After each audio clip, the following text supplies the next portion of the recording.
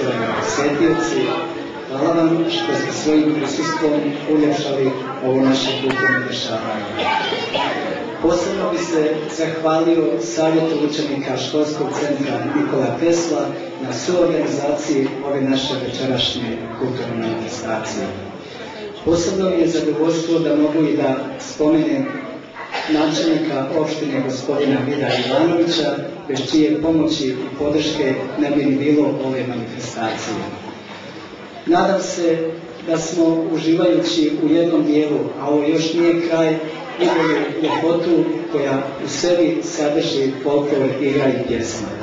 Mi smo početnici i bilo nam je drago što su nam gosti bili ovako lijepo, jako i organizovano kulturno umjetničko društvo kao što je Đido Bogatić.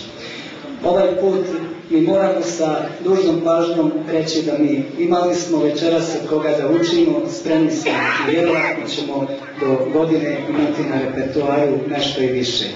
Naš cilj, namjera bila je da ovdje prikažemo onaj dio programa sa kojim ćemo se takmičiti u Valjevu i nismo vidjeli sve, zato se nadam da ćemo imati šta još da vidimo od našeg omladinskog ovog sastava.